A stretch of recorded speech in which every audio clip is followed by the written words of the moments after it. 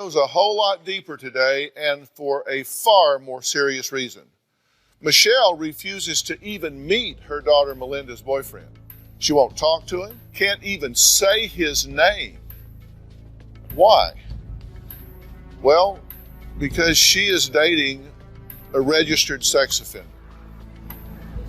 Now he says, look, I was just a child at the time.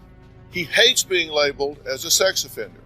He's 26 now. He says he is living the straight and narrow.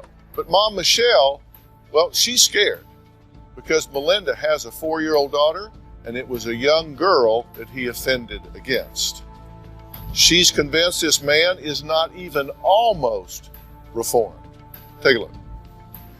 My daughter Melinda is dating a registered sex offender, and I'm totally disgusted. That thing that my daughter chooses to date, I cannot refer to by name. It is true that I do refer to it as it. I honestly believe that the it is pursuing my daughter to get to my granddaughter. In my honest opinion, once a sex offender, always a sex offender. About my daughter dating a registered sex offender, I am absolutely 100% without a doubt. Even if Dr. Phill tried to convince me himself that I was wrong, I am not wrong. Not wrong. Not. If you want to join our conversation today, you can tweet us at Dr. Phill #boyfriend. You can do that right now and be part of this show. And trust me, I'm sure many of you will agree that Michelle has the right to be concerned. Do you feel, and we're referring to him as Jack, do you feel that he's trying to hurt your granddaughter? Absolutely. You already think this. Absolutely. Not just that he is a potential risk, you think he is an active risk. Yes. I feel he's grooming my daughter to get her so wrapped up in his that his eye, that's all he's looking at. The end result is, I'm going to have this. I'm going to have this. What's your daughter say about this? I mean, if her priority is her daughter and her daughter's safety, why does she say she's not concerned? Obviously, to me, my granddaughter is not her priority, and she's not looking out for her safety. The risk is there. How can you assure me that he's not touching my granddaughter? You can't possibly tell me that this 4-year-old granddaughter of mine who sleeps with her mother or somebody 7 days a week is not crawling in bed with that creep and my daughter. You don't say his name. In fact, you've got a list of names for him. You call him bleep, it, scumbag, pedophile, rapist, child molester, nameless, worthless, creep, disgusting, pig. You call him that piece of that thing you're seeing. So you have no respect, no Absolutely regard none. for this individual in any way. No. Have you met him? Absolutely not, because it would be violent. Well, Melinda says the real issue is not her boyfriend. It's her mother's absolute total need to dominate, control, and dictate every aspect of her life. Take a look.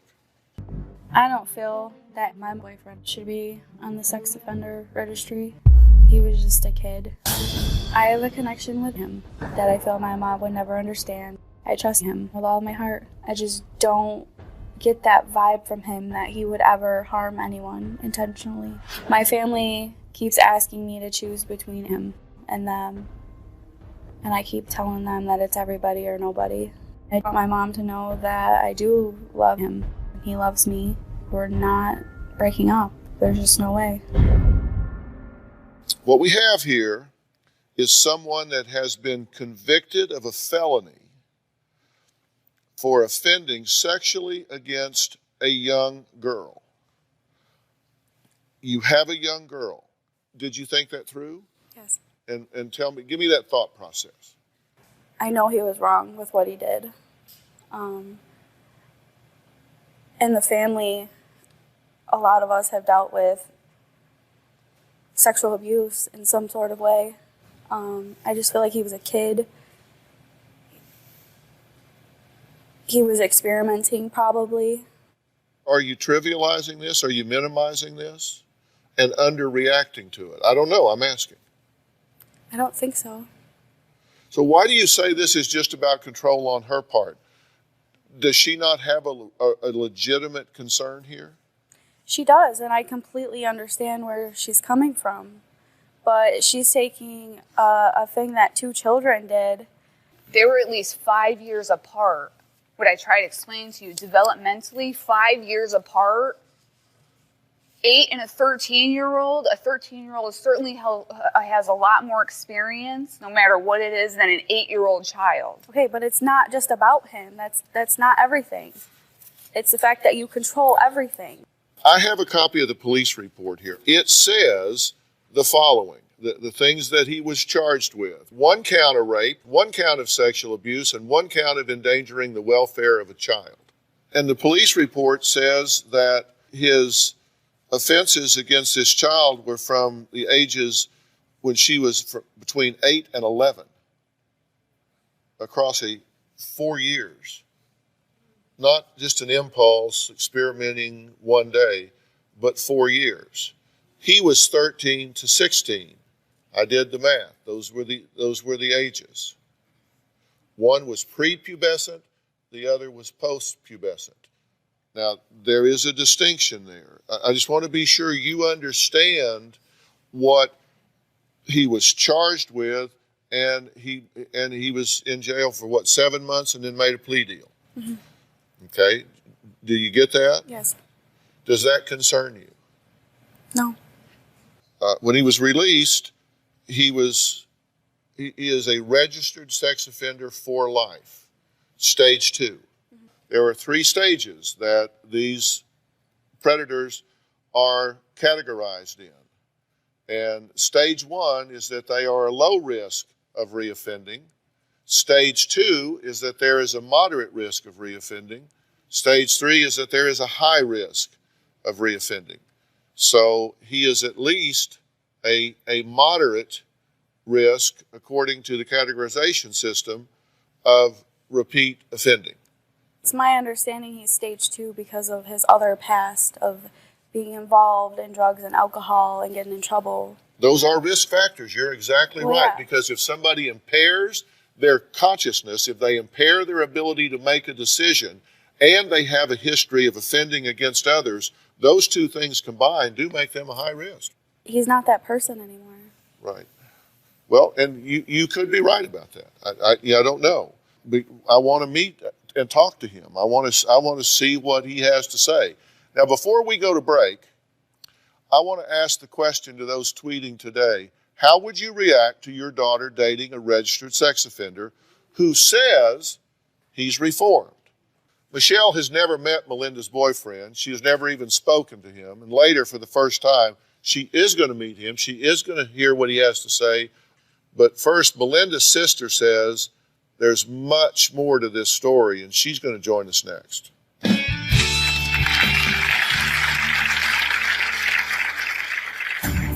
If we don't get help, I know I will become physically violent. I will seek out that opportunity. When I know that disgusting pig is with my daughter, I will eventually violently react.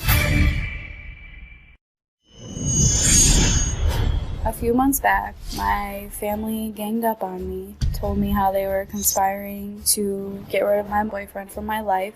They also had told me that I was a bad mom, and they were working on ways to take my daughter away from me. I would do almost anything to get my daughter and my granddaughter away from it. That night changed my view of my family, and I can't look at them the same. Well, that was Melinda. She is a single mom with a 4-year-old daughter who has been dating a registered sex offender for 10 months. Her mother, Michelle, is not even almost happy about it. But Melinda's younger sister, Dawn, says their mom is just overreacting. Why do you say that? I feel like she doesn't give my sister the chance to just live how she wants to live, and it's her relationship, you know? And I don't approve of the nasty name she calls him. Yes, I was abused too. And she never calls my abuser a pig, a monster. And she could totally vocalize that to the other person. Why is it always He's the nasty one. He's the monster. Do you have a double standard here? No.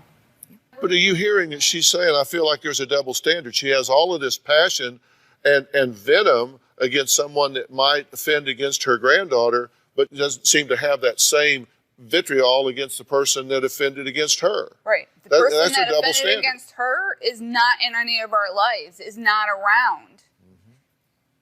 He's gone. He's out. That's false. I'm trying to get to the bottom of what's going on in this dynamic here. And people can have different opinions, but you don't have different opinions of factual occurrences. And when people lie to me, I am done. Has the person that offended against your daughter had access to her? No. And you say yes. It can't be both. I'm over that. Obviously, you're not over I'm it. just when you're saying- openly discussing it now. You are not I'm just saying over it. the bigger picture is Listen, I am so sorry that this has happened to the three of you. I mean that in all sincerity. That's not a new normal. You don't, come on, this isn't something that you just say, well, you know, it happened to me, it's no big deal. That you don't just begin to talk about that as though it's normal. I did everything that I thought was right. I thought I protected my children. I thought I did everything I needed to do to bring them into this world and provide safety and security and a safety net for them and not want history to keep freaking repeating itself. And I'll be damned right now if I'm going to let it continue on to my granddaughter. You seeing this type of individual has made me go back into therapy myself. Are you doing this to thumb your nose at your mother? No. Do you value your daughter? Yes, I do. Did you want your daughter? Originally, when I first found out I was pregnant, no.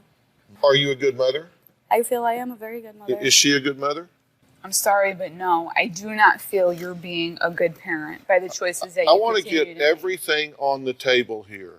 You told us, and I quote, Melinda calls her daughter bitch, smacks her in the face, and is mean.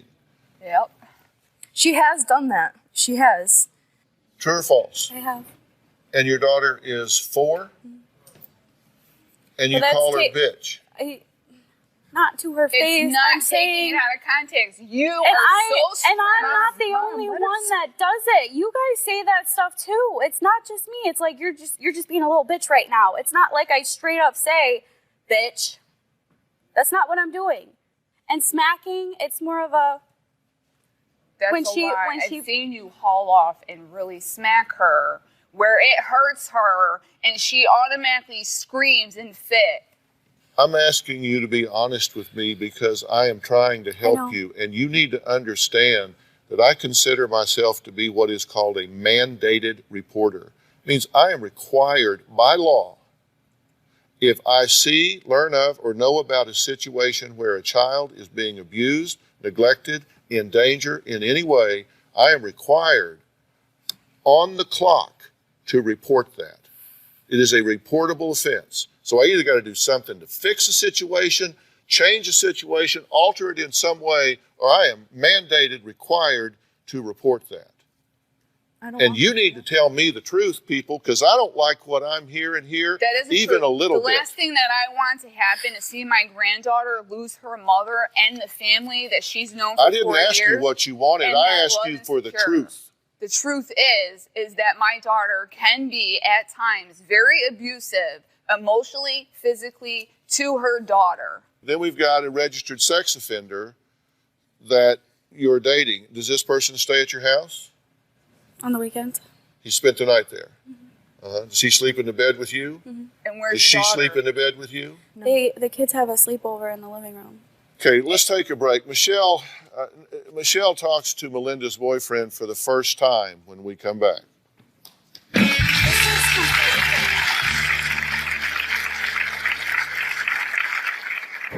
I have spoken to its probation officer to express how concerned I am. Basically, what I was told by its probation department, that it has lived up to all expectations within his probation.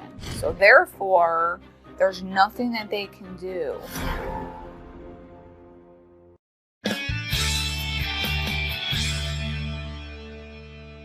At the break, you were saying to me what? That this is getting out of hand. You said, this is getting out of hand for me. What do you mean? Because I came here to pretty much tell my mom to back off. I get that you're like, well, this is getting out of hand. I just wanted you to come in here and smoke my mother off my ass so I can go do what I want to do. But the problem, and I'm not saying that's not a good goal, because she does need to back off. She is too controlling. I know that I have my own issues. When she plans birthday parties and things like that while you're at work and can't be there for your daughter, that's not good. That is manipulative. That's well, an absolute lie. That is what you were doing. Okay. It's gonna end up. But you notice on this card, I've got issue 1, 2, 3, and 4. That's number 4. Time permitting, I'm going to get to you and tell you that you need to back off and let this girl run her own life. But I'm stuck on issue number 1 right now because I think I've got a child endangered here. And it's not just about Jack. Maybe Jack's a good guy. I don't know. I want to talk to him. He's not here because his probation officer wouldn't let him travel. Jack says when he was 13, he was just a curious kid playing doctor, and he's not the monster Michelle thinks he is. Let's take a look at what he has to say, and then we're going to talk to him. Do not consider myself a registered sex offender. I said I want people to know me as a person, not a label. The relative I abused was younger than me. At the age of 13, me and my victim, we used to hang out a lot all the time. She was 8 years old. She sat on my lap a few times and I actually put my hand on her leg and on her pants. She never told me to stop. I never had her touch me. Touching abuse probably went on for a couple months, but not like every day. It was probably 3 or 4 times. So one day when the relative was in counseling, she brought up the sexual abuse. She made a report saying that I have touched her, and then a year later, another report was made saying that I had sex with her. That was not true. I did not do what I was accused of. I was in jail for almost 7 months. My attorney told me if I didn't take a plea for 10 years of probation and register, that they would send me to prison. So I took the deal. I am not a sex offender. I did it at the age of 13, and I'm paying for it the rest of my life. And like Dr. Phill tell me that I'm not a bad person, it would mean a lot to me. Well, it would mean a lot to me if he's not a bad person. I hope that's true. We're going to find out in a minute. What's your comment on that? You heard him speak? It's first time you've seen him, first time you've heard him. Yep, disgusting. I don't think an individual, he's obviously just minimizing what he did to his victim. It's blah, blah, blah, blah, blah. It's like you're a felon. People who are not guilty don't plead guilty. You said the victim was a willing participant and never tried to stop me or say no. Are you kidding me? What kind of person? Hold on, I have absolutely no problem conducting an interview. I'm going to bring Jack up on satellite right now. We're going to talk to Jack. Jack, Dr. Phill, can you hear me okay? Yes, I can. Linda's mother, Michelle, feels that you are trying to minimize and trivialize what took place and that you believe you, in fact, are not a sex offender. What I have done in the past was wrong. I have accepted what I have done. I've been to counseling for it. I'm trying to take one day at a time. I would not say that what I did was her fault or my fault. It's something that happened when I was 13. And I go every day, I regret what happened. I'm not the type to hurt anybody. I don't know how much you understand about psychology, but in psychology, you go through different courses of training. And my particular course of training was in clinical psychology.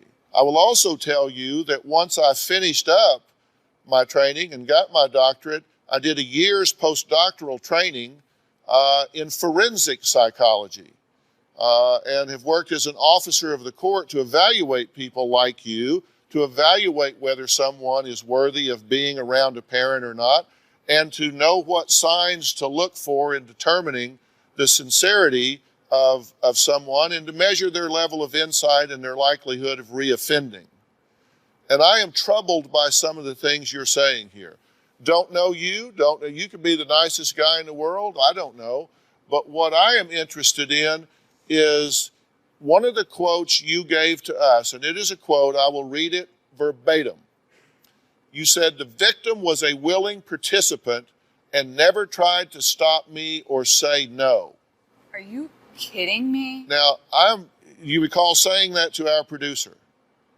I don't believe I said those exact words. You said those. The only thing I'm changing is you used her name, which I did delete from the verbatim quote. Other than that, that's what you said, that she was a willing participant and never tried to stop you. You then said, hey, this just happened a few times. It was as playing doctor, which kids do. No. You didn't say those things? Did you say those things? Curious. I do not remember if I said those exact words. That's bull. What kind of person? Hold on. Is I have 13? absolutely no problem conducting an interview. And if I do, you're the first one I'll come to. Thank you. Okay? Did you or did you not say she was a willing participant? Yes. How does that sound when you hear it read back to you? It sounds terrible, actually. I meant willing participant as in she was there with me. She didn't tell me to stop. She didn't see it a problem. I didn't think it was a problem when I was a child growing up. I didn't know the consequences of it. I didn't know it was wrong. The police report says this went on for 4 years. 13, 14, true. 15. I'm just telling you what the police report says. That is not true at all. Okay, the police report is wrong. And no, I'm not saying that the police report is wrong. I'm saying that did not happen for over 4 years. And you know the number one thing I'm looking for is insight. Do you get it? Do you get the gravity of what took place? And if you try to minimize it or trivialize it, that tells me that you don't get the gravity of what took place. An 8-year-old child, 9-year-old child, 10-year-old child, 11-year-old child does not have the capacity to give consent. That's why they call it statutory rape when an adult has sex with a child, because the child can't give consent because they don't have the mental or emotional capacity to consent. So when you say she was a willing participant, she is prepubescent, you are postpubescent, that is a huge gap. Do you understand that she didn't have the capacity to give consent? Yes, I do understand That's that. important for me to know that you understand that. Yes, I do. So the fact that she didn't stop you or she didn't run away, to blame the victim is absolutely unacceptable. I am not blaming the victim. Okay, well, I'm glad to hear that. That is not. Okay, I'm glad to hear that. You cannot blame the victim. Now, you were released with conditions of probation, correct? Yes, I was. And the conditions of your probation were you were a level 2 sexual predator that has to register as a sex offender for life. You must maintain employment. You can't drink alcohol or do drugs. You must stay away from areas where children congregate. No contact with children under 18 unless they're in the company of at least a 21-year-old and with permission of the supervisor. No contact with your victim. You have to report to local police with a current photo every 3 years. You can use a computer, but you can't do social networking. You got a 9 p.m. curfew Sunday through Thursday and 11 on Friday and Saturday. Have you maintained compliance with the conditions of your probation? Do you maintain that curfew? Yes, I do. Do you have permission from your supervisor to be around Melinda's daughter? Yes, I do. So you have written permission from your supervisor?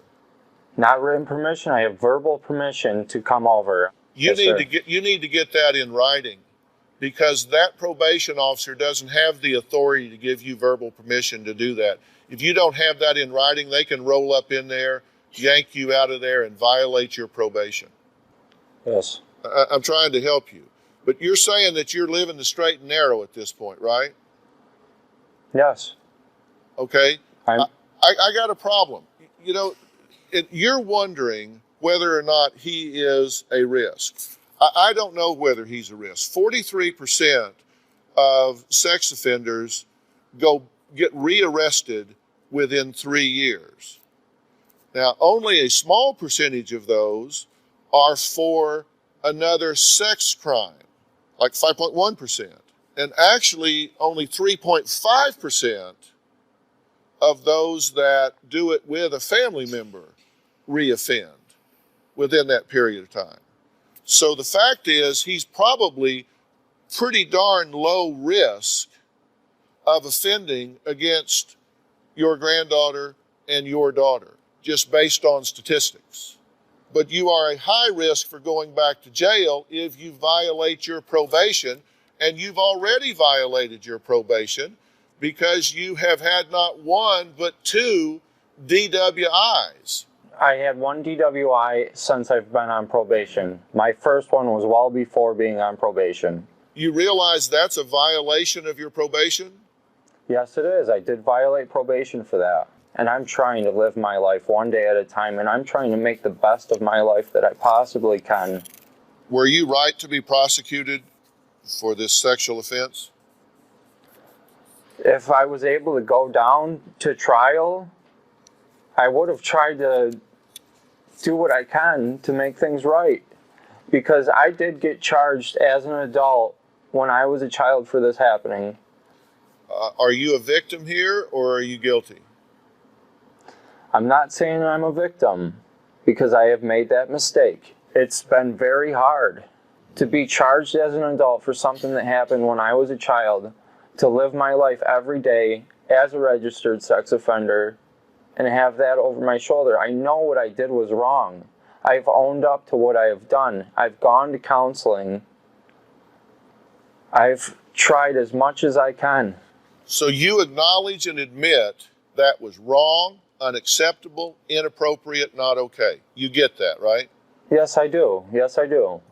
And you're not trying to minimize that or trivialize that? No. But as I was a child when it happened, I did not know consequences. I did not know that it was wrong. What do you think about what he's saying? I still don't hear you acknowledging that you're just portraying yourself like, oh, because of this, because of circumstance, because I was young, because I didn't know any better. You've been always 5 years older. 5 years older.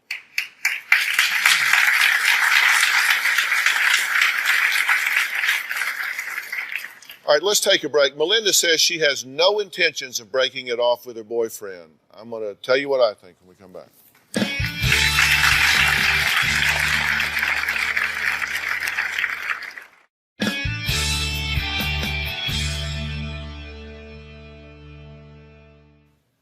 Michelle wrote to me because she is at her wit's end with her daughter, who is dating a registered sex offender. Her daughter is at her wit's end because her mother is controlling and dominating and judgmental about not just this, but everything else that she does. One of the issues I'm talking about is whether or not we as a community should be concerned if a registered sex offender moves into our neighborhood or into our building. And it's really interesting to know that sex abusers typically don't just have one victim. I will show you how many victims they typically have. Is it 10? No. 20? No. 30? No. As many as 40 victims. 70% tend to have between 1 and 9. 20% tend to have between 10 and 40, and then there are those that go beyond. These are folks that don't get caught the first time they do this, generally speaking. So the question becomes, can these people be cured of this disorder? And the answer is generally regarded in the profession to be no, but they can be helped. They can be managed. There are treatments and control efforts that do work. Cognitive behavior therapy works, where you change their thinking. Psychoeducational therapy, which focuses on developing empathy. Pharmacology, standard assessments, where you can tell if they're beginning to move in the wrong direction. Community notification and registry, restrictions on access. Often conditions of probation say you cannot be around children without supervision. And then community integration.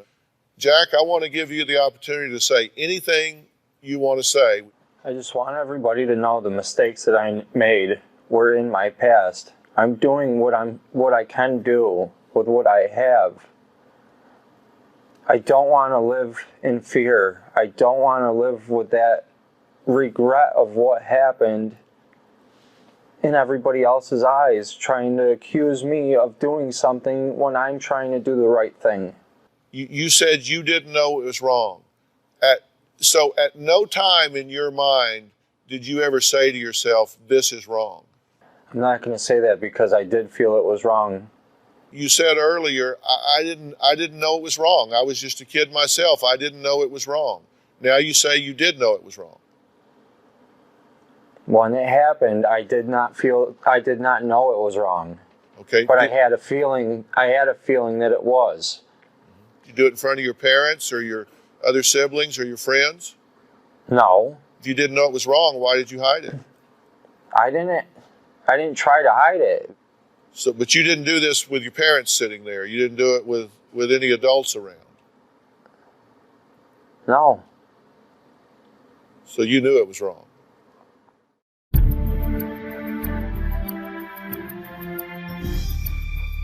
I've always said you can't change what you don't acknowledge.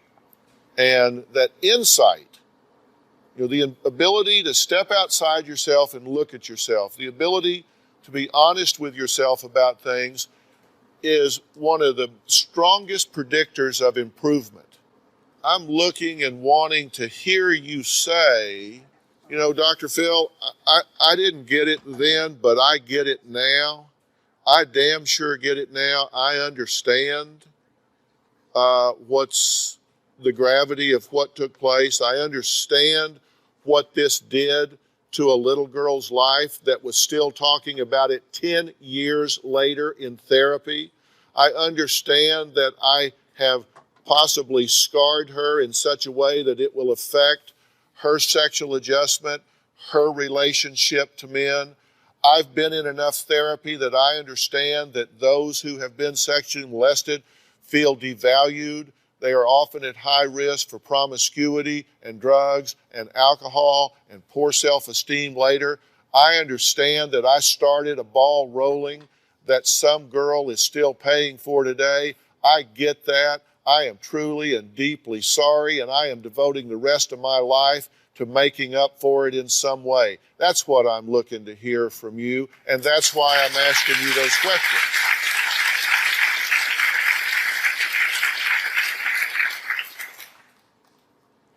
Yes, I know all that, and I do understand all of that. I have accepted what I did was wrong. Still to this day, even though you supposedly had therapy, you're still weak and not being honest and really accepting responsibility. I don't think that you understand the impact that you have caused, and I don't think you understand the impact that you're causing this family. Well, let me ask you this. The things that I've said to you, do those bring some things into clearer focus about the position you need to take? Yes, it does. As an adult, I know and I accepted of what I did was wrong. I know it was wrong as an adult, but at the age of 13 when this happened, I did not know it was wrong. I hope that you do find it in yourself to forgive yourself for the things that you have done in the past, that you own those things, and that you dedicate your life to doing what you need to do to stay straight and do the right thing. All right, we got to take a break. Next, Melinda's father is here as well. I want to hear what he has to say when we come back. Well, we're back, and I'm talking with Michelle, her daughter Melinda, who's dating a sex offender. Melinda's father, Robert, is here. Where do you come down on this? Are you concerned about your granddaughter? Absolutely. When I found out he was dating Melinda, I lost it. You absolutely, unequivocally, must recognize that he is a higher risk individual than the general population. I do understand that. I don't perceive that he is in any intense therapy at this point, because if he was, and it was quality, he would have been saying to me what I was saying to him, which means he is undertreated and undermanaged in this situation for me. And you guys, come on. We have a child here. We have a granddaughter here for you, a daughter for you, that didn't pick this unit. They just got assigned to this unit. And you owe it to them to stop this tug of war. If you are behaving in an immature and impulsive way with your daughter, that needs to stop. This family needs help. This family needs an intervention, and I am willing to provide that if y'all are willing to participate in that and give you the help that you need. Will you participate in that? Do you need that help? Yes, I do. Do you need that help? Absolutely. Do you need that help? Most definitely. Okay, well, then we've got a plan. Thanks for being here today. So long. I'm going to get you some help with this, but you need to take it. Are you going to do it? I'm just not satisfied with today at all. Well, okay. Hold on a second. Hold on a second. I want to have this conversation. You say you're not satisfied with today at all. Mm-hmm. Tell me what you're not satisfied with. Because my whole point is that everything that goes on with this family is beyond this Jack thing right now. That my mom is controlling everything in my life, or trying to. You want me to give examples? No, I am stunned to hear what you are saying. I get the 4 issues that are going on here. The clear and present danger that needed to be assessed and evaluated in the interest of your daughter was what we focused on today. And the truth is, I didn't come here to satisfy you. I came here to protect your daughter. No, and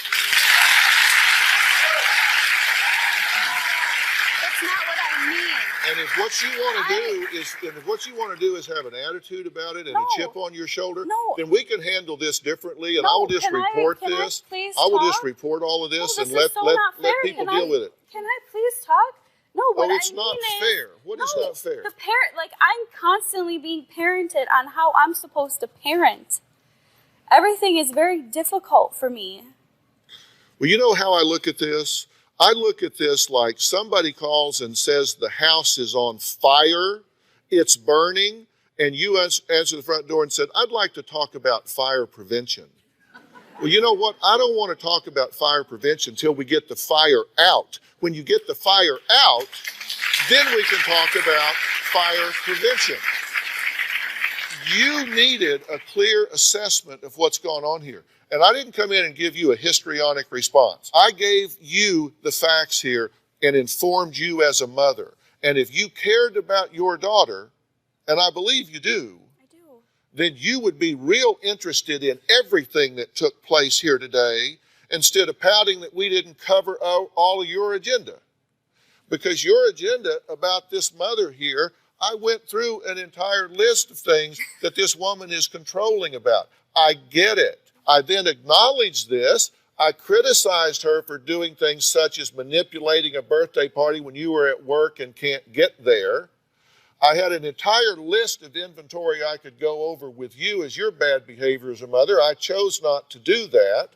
I did deal with your sister because she's getting pushed out of the picture here when in fact she clearly has open wounds and feeling like she is a second-class citizen in this family with her victimization. So we took time and talked about that. I'm glad you were here so we could do that. And then I talked across, tweeted at Dr. Phill, God help us all. Out comes my Klonopin for this show. AK41 tweeted, At Dr. Phill, just deleted my mom's scheduled recordings. At Collude, returning to your show trumps everything else. Sorry, Mom.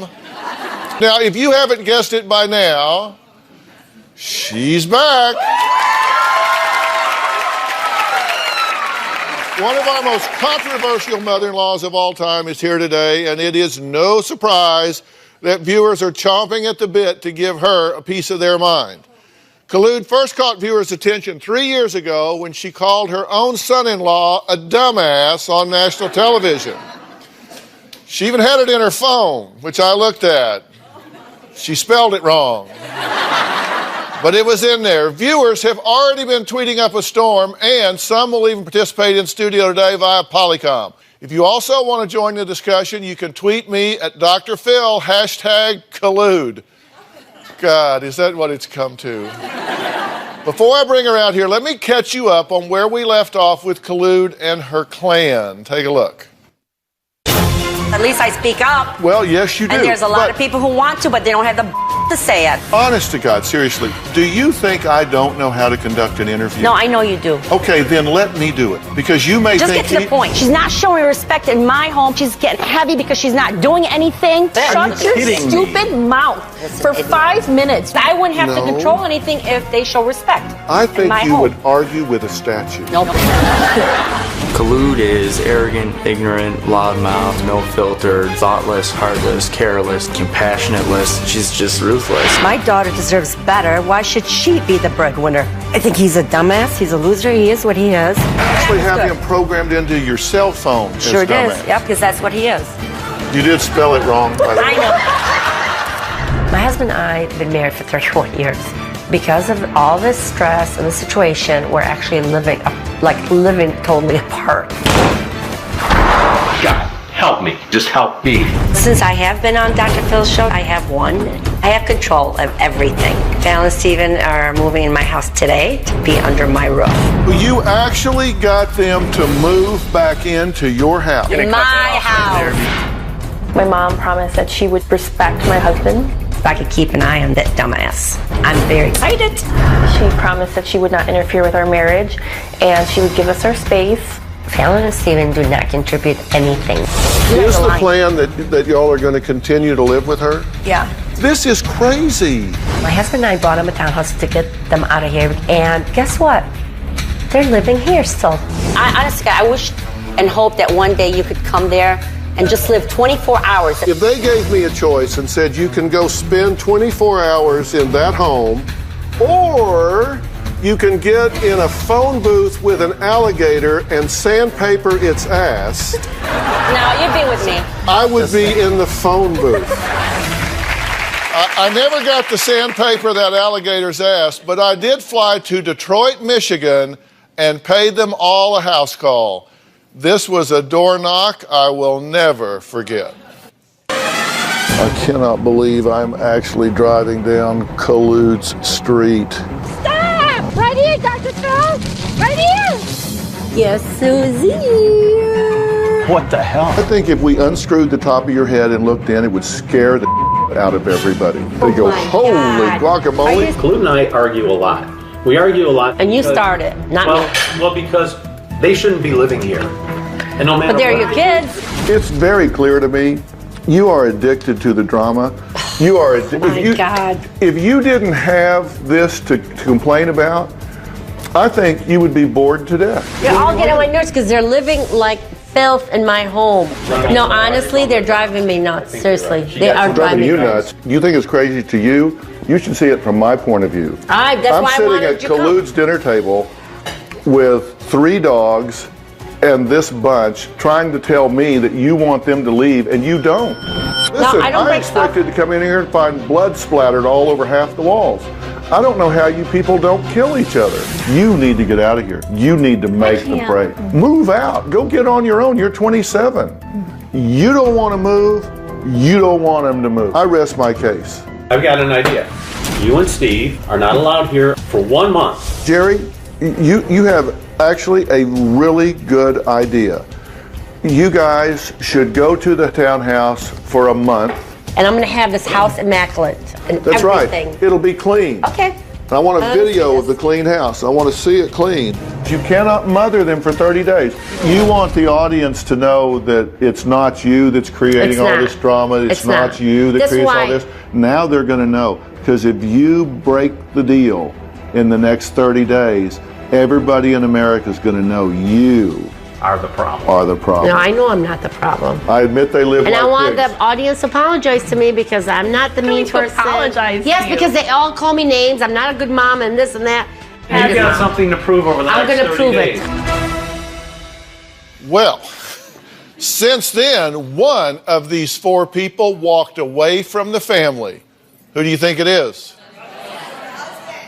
Well, it's an unexpected update that may throw some viewers for a loop. Take a look. Things got worse since Dr. Phill showed up here at the house, and I'm not happy about it. Fallon and Stephen moved out right after Dr. Phill told them to move in November. Now, Fallon has gotten really bad, and her marriage failed.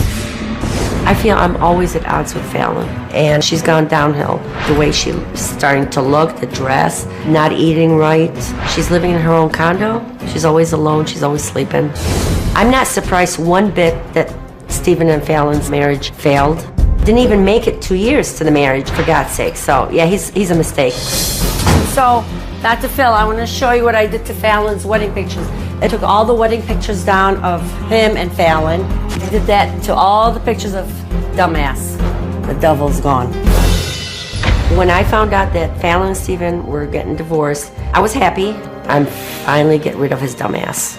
If she had just listened to us, this would never happened. Honestly, that was the worst mistake of her life. A lot has changed since I last saw Khulud, but one thing that has not changed is her attitude. She still has a bone to pick with me. Surprise, surprise, surprise. Well, if she puts me in her phone, I hope she spells it right, whatever it is. We'll talk to her when we come back. Do you talk to the viewers on the message boards? They piss me off, I will. What's the worst thing you've said to a viewer? And later, Bring Khulud back out, please. The reason I have to go to her house? Would you wait till you at least get I up just want to here let you know, before you the reason start I go to arguing? her house is because she doesn't text her mother back The or call her reason to let me know that she was okay. No. People are very wrong about me. Like, I'm a bitch, I'm overbearing, I'm overprotective, I'm nosy. No, I'm none of those.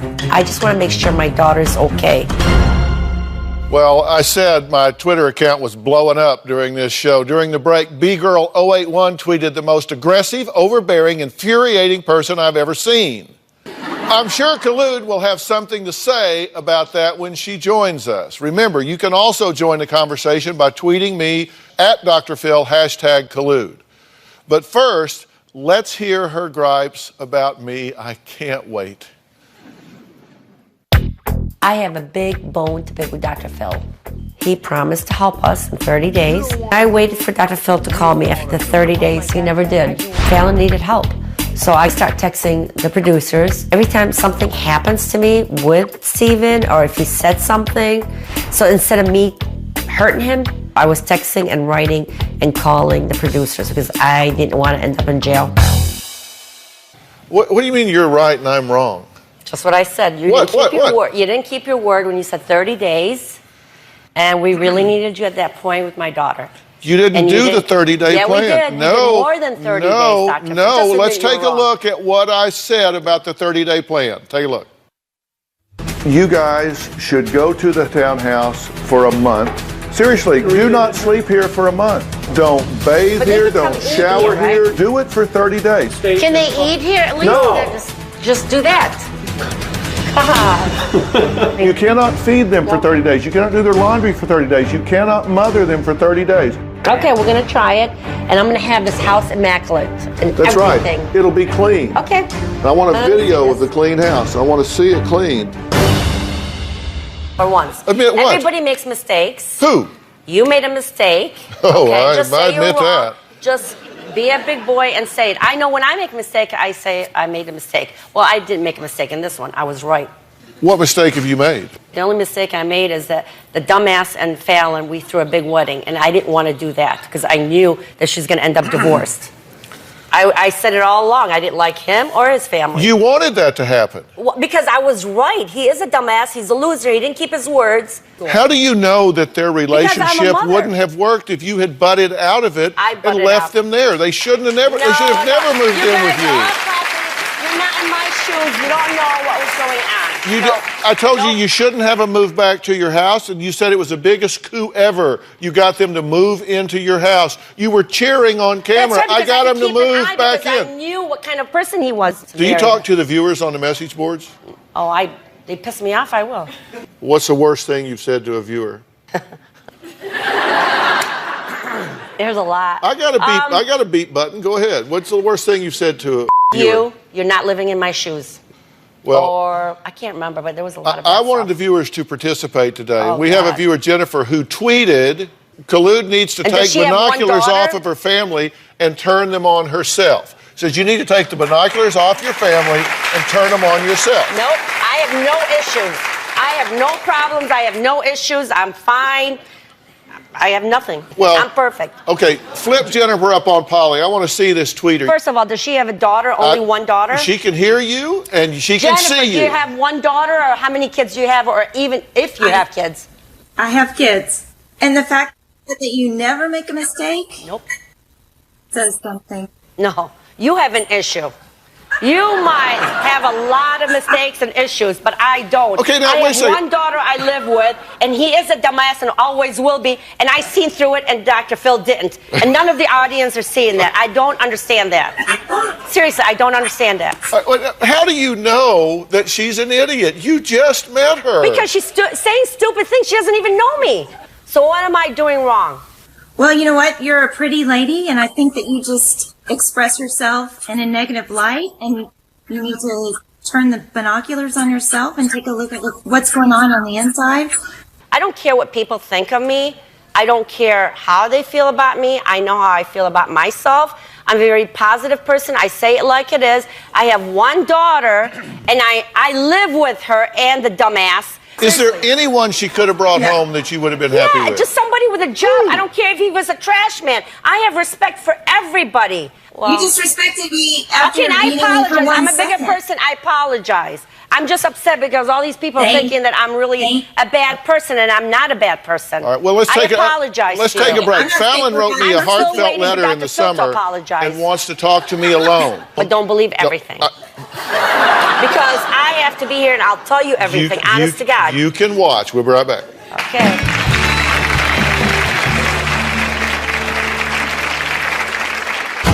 Since the last time we were in the show, things have definitely gotten worse. Steve and I did separate. Steve wasn't willing to work it out. He told me I needed to figure out how to work it out. It was all on me. And later, your girlfriends and everybody else, you text them right back. Don't tell me no because I watch Facebook. She calls every Khulud, Irene, Betty, do you answer to anything? Nope. I'm very concerned about Fallon. I drive by her house 2 to 3 times a week. What I do is I wait there to make sure she pulls up or something. If I have to sit 2 hours, I will sit 2 hours in my car just to make sure she's okay. Okay, you just saw self-admitted monster-in-law, Khulud, staking out her daughter Fallon's condo. She's staking it out. Now, I have asked Khulud to step off stage so I can speak to Fallon alone. Khulud's daughter says she experienced huge life-changing events in the last year and a half. Take a look. Since the last time we were in the show, things have definitely gotten worse. Surprise! Steve and I moved out the weekend that Dr. Phill had visited us. We officially moved into the townhouse. Steve and I were trying to make the house a home for ourselves and tried being married and being on our own. And it was just kind of more real life, and it was hard. My mom would break the 30-day agreement by coming to the house when I wasn't here. Since the 30-day period, Steve and I did separate. Right now, waiting for a court date for the divorce. My primary issue with Steve was that he didn't want to spend the time with me that I wanted. We would argue a lot about how much time we spent together. Steve wasn't willing to work it out. When Steve and I separated, I needed to be away from everyone. I was definitely shutting my parents out. My mom still would send me messages that she was going to go to the hospital because she was so stressed out and her asthma was getting bad. She would try to guilt trip me into talking to her by saying that her health was at risk, or she would she would come to the house and I would hear her and I wouldn't let her in. She'd be knocking on the doors and the dog would go nuts or something, and I still would just ignore her. I needed to be alone. If separating from her husband wasn't hard enough, Fallon also found out that her dream of having children is just not in the cards. Take a look. The whole IVF process is a very invasive process. It's not natural and it's very expensive. It was very lonely for me. I would leave my doctor's appointments and I would cry on my way to work. I had always envisioned being a family and raising children. I think if Steve and I were able to conceive our own child, we would still be together. After the IVF failed, I decided I didn't want to go again. I didn't even go for a follow-up appointment because I knew my body and I knew I didn't want to put my body through this again. Steve was very disappointed that I gave up. I'm still dealing with the fact that I can't have my own. It sucks because since I was like 18, that's all I wanted was to be able to have my own. And I may never be a mom. And I want to share with all of you and you at home some of the excerpts from Fallon's original email that she sent to me this summer. That's okay with you Absolutely. now, right? She said, Dr. Phill, this is Fallon, Crazy Khaloud's daughter. Steve and I are separated. He moved out almost 3 weeks ago.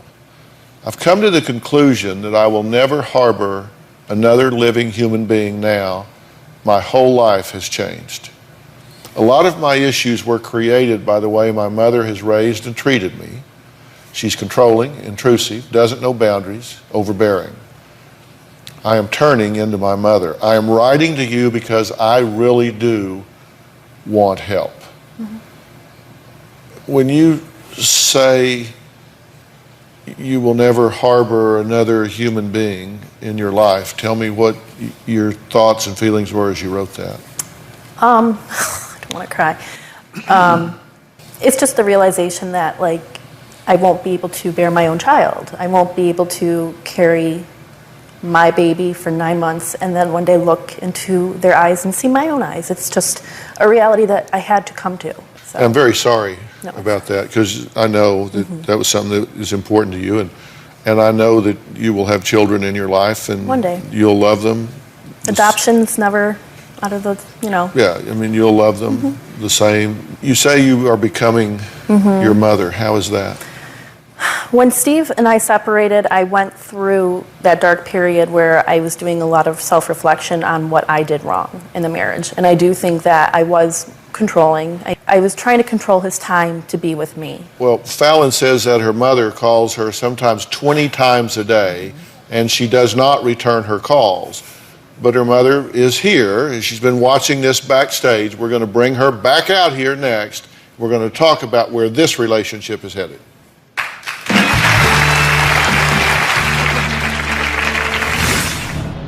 The reason you go to house is because you don't respect boundaries. No, I respect The reason you go to house is because you're daughter. sneaking around She bugging doesn't your call daughter. me. If she You're like the called me, crazy I would stalker back out. woman. Nope. And later. Do you even know what that means? Well, now I do. What does it mean? What does it you mean? put your head in She the did booth. not know what that I don't know. So you've never been motorboated? meant. If she did, she didn't know what the hell it was.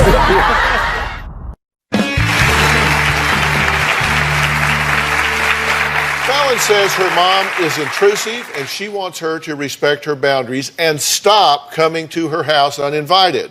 Well, Khaloud has her own plans about this. You need to watch this real close. Look what I have. Fallon's house key. I kind of made a copy without her knowing about it. I go there about 2 to 3 times a week just to make sure my daughter's okay. I'm sure she knows that I'm there. I mean, I gotta let the dog out, nobody else does. Because she's never home. She's either at work, school, or bar hopping or something. Oh, I got it. I see poop here, I pick it up. So anyway, I have before and after pictures. Still a mess. but I help Steven clean all this, okay? And put all this out. That's what I do all the time to make sure he's clean and everything else. She'd rather be outside, having a good time, drinking, not being with her family, not doing what she's supposed to do. I think that's bad. Really? This. That's not his family. This is her bedroom. It's nice and neat after dumbass left. I'm going to tell you something. Her house is so much nicer and neater and cleaner, right? This is dumbass's mess in his room, Dr. Phill. Okay, you've seen Fallon's, right? This is what, I can't even open this door. This is what kind of a mess, I'm telling you, he was.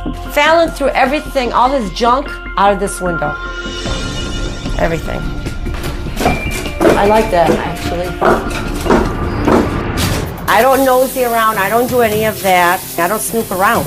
Wine bottles, 2 empty ones, so Dr. Phill could see this. I opened the fridge. I thought I'd see food, but instead, liquor. Liquor everywhere. And I'm taking pictures for you, Dr. Phill. What the hell is this? Empty. Look. So, Dr. Phill, do you think she needs help? See, he's hungry. That's why he's eating so fast. I worry about him. That's why I come here mostly, because Fallon's an adult, but I really worry about him. I don't have grandkids, but I have grand dogs. Yeah, that dog really looks underfed. Bring Khulud back out, please. Everything I've done so you could see that, so it wasn't my fault. And the reason I have to go to her house. Would you wait till you at least get up here? I just want to let you know, before you the reason start I go to her house is because she doesn't text her mother back or call her to let me know that she was okay. No. The reason, I want to correct some of your sentences as you say them. Okay. That's the only way to do it. You said the reason I go to her house is because blah, blah, blah, blah, blah. The reason you go to her house is because you don't respect boundaries. No, I respect boundaries. The reason you go to her house is because you're sneaking around bugging your daughter. You're like the crazy stalker woman. Nope. If she would have texted me one time or called me, I wouldn't have a problem. I wouldn't have issues. You don't call or text one time. You call like because 10 you don't times. Answer me back. I can't help it if I'm at work or at a movie. But your girlfriends and everybody else, you text them right back. Don't tell me no because I watch Facebook. And you're always, I don't care. Within a minute, she calls every. No. Khulud. Irene. Betty, do you answer to anything? Nope. Khulud, let me tell you something. I have stalkers on the police watch list. I'm not a stalker. That don't bug me as much as you bug her. No. If she would have called me or tell Mom I'm okay, I'm doing. That's all. She doesn't have to talk to me. I don't have to tell you I understand what you're going through. Every day. But I'm the one who warned you about the dumbass. Talk to you every day? She doesn't want to talk to you. I don't want to talk to her every day. I just want to make sure she's okay. You cannot. No, you're lying. You're lying, not me. You cannot go like 10 minutes without talking. Because you're not texting me back or calling me back. Do I have to call you? She's never with family. She's disconnected herself. Because of the dumbass. She was close to me, He's my gone. family. You told me at one point that if he was gone, that a hush would fall over your life. That there would be peace. That there would be tranquility across the land. Nope. He's gone and you're still yapping. Well, I have to worry about the dog. I wish you guys know. Do you like animals? Do you want to see the animal not getting fed? Mom, not being spending time? Because they don't speak. The animals can't speak. No crap, they can't speak. You went downhill. Really? Was my place look nice? Okay, I'm just reading. Look at that one room he left you. I'm just reading some of it, so you get feedback from. I'm just reading some of the tweets that are coming in live right now. Jack Blackwell Yale said, "If Khulud was my mother, I'd drink too, and I'm not a drinker." What the heck, Khulud? You made a copy of her house key? They're outraged. She doesn't know how to live her life. If she knew how to live her life, Dr. Phill, she wouldn't have married the dumbass. Hold it. These are Khulud's complaints about you. Never listened to her parents when they told her not to marry the dumbass. Doesn't call or text her mom when she reaches out to her. Rude, sarcastic, doesn't treat Khulud like her mom.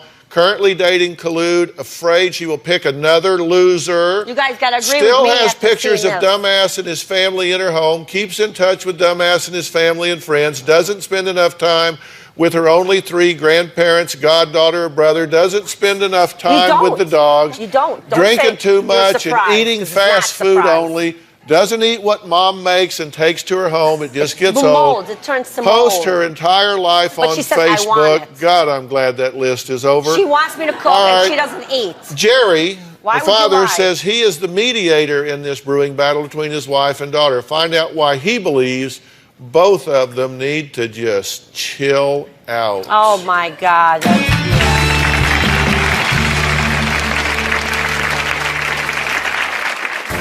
Khulud keeps on trying to butt into Fallon's life, trying to tell her what to do, and she's just not letting her be the adult that she really is. Now, the relationship between my daughter and my wife is gone into a death spiral. I'm very worried that Fallon made me think about going back to Stephen. I'm really concerned about that. And it'll be over my dead body if she does. Yeah, either going to be in prison or have a heart attack. Jerry says his wife Khulud constantly accuses him of not caring about their daughter Fallon. It's true. But he just has a different philosophy on how to handle her. Take a look. Oh, jeez. In each of the past episodes on Dr. Phill, we've gotten progressively better as a family. But now, relationship between my daughter and my wife is gone into a death spiral. And it's really sad. Khulud keeps on trying to butt into Fallon's life, trying to tell her what to do, and she's just not letting her be the adult that she really is. I'm not comfortable at all forcing my opinions or my thoughts or what I believe is the best thing on my daughter. I'll try to reinforce if I think it's really important, but in the end, she has to make her own decisions, and I just need to be there to help her if she needs it. Khulud constantly barrages Fallon with phone calls, with texts, with emails. Khulud needs to give Fallon her space. In the last month, I've been living the single life. I've been going out a lot. It is too soon for Fallon to date. There's no reason for her to rush. I am being much more picky with dating than I was in the past. She picked one loser. I'm afraid she's going to do the same again. With online dating, you can be a lot pickier. I'm just meeting the guy. It's not saying I'm going to go and marry him. I told her that I was not going to tell her about any more dates because I don't want to hear her opinion. I heard through the Facebook that she's dating. I'm very, very concerned. Jerry, come here. This is why I hate Facebook. What the hell is that? What's he looking at? I'm so annoyed with my mom right now because in today's world, everything is internet. I can't avoid it. If I avoid it, I'm not going to meet anybody. Who the hell is it? I don't know. It says, why have you been missing from my life? See what he's looking at? Boobs. He wants to motorboat them. What the hell is that? It's crazy what you can do now to find a person online. I'm disappointed in her. It really bothers me that my mom doesn't trust my instincts or my judgment on the people that I let enter my life. Back in her day, I'm sure her mom and father weren't happy about her meeting a guy at the bar. What was she saying on Facebook that you think's so terrible? Letting a guy look at her boobs, say motorboat, whatever the hell it is. You're saying it didn't happen. Never let people look at. He Look at didn't. the picture. Okay, He here's didn't- a picture of a guy, of my friend, was funny. He was looking at my boobs, and then my mom goes, why is he looking at your boobs? On Facebook, and I go, he So said what? he wanted to motorboat me as a joke, and she like lost it. But why would you say that? Why would you say Do you that? even know what that means? Well, now I do. What does it mean? What does it You mean? put your head She in the did boobs. not know what that I don't know. Hell if I know. It doesn't sound right. So you've But there's no reason for that. you've never been motorboated. I Come on, Jerry. means. If she did, she didn't know what the hell it was. Okay. How are you two getting along? Fine. Actually, since the 30 days, and by the way, just to make the record straight, for the 30 days, we actually did fully follow 30 days. The stuff you're talking about happened No, we did, Fallon. Don't say no. after You're a the liar. separation where Nope. she started really checking up on her and worrying about her. Because she- So the 30 days of letting her be You're drunk, you completely don't even know if independent, somebody's raping you or not. you let her do it, right? You just 30 days you didn't have anything to do with her. No. Right? You didn't leave food on her doorstep. No, I did not. No, it's in my fridge. No, I did not. Wait, she's got you on a technicality because she didn't see her. Nope, I Did you, didn't. but didn't did you go in and see put each food in your Yes. refrigerator? There'd be cans missing because my mom would take the cans of like pop cans and leave me change. Well, because she's got bags like this. I didn't have What do bags is like this. Yes, you No, do. I didn't. All beer. Those are my friends' beer. So Now during I that can't. 30 It's days, still you were there. using that key and going into her house and collecting I cans? take care of the, no. Yes. I'm Yep. cleaning. Yep. I'm cleaning. I'm making sure the dog is okay. I'm making sure she's got food in her fridge. Wasn't the plan for her to live independently Okay, on but at her least own? call your mother once a week or once Couple Once weeks. a week? I No can't go buts once about a it. week. You did not. All the time. You did not. I know, you call me. Not even a text back. Why would I text you? Just tell me you're okay, for God's sake. I'm okay. If I was okay an hour ago, I'm okay an hour But later. you don't tell me that. You didn't tell me that. No. She could go a month without talking I to me. was in a movie theater and I had like 8 missed calls, Like 6 I said, text messages. I see it on Facebook. I know what she does. But you could go on I didn't this. check it. I didn't check in on Can I Facebook. intervene here for a second? Go ahead, but it's not going to help because you still haven't said sorry. I haven't said sorry about what? Because you made a mistake and just admit it for once. I made a mistake about what? And said sorry. Just because you didn't come and check on us the 30 days that you promised us. You didn't do the. First off, I did not tell you I was coming back after 30 days. I have it on tape. You didn't honor the 30 days. I did. You did not. I didn't see her. There's something I want. We used I to want be Fallon to close. hear when we come back. We'll be right back. We used to be close.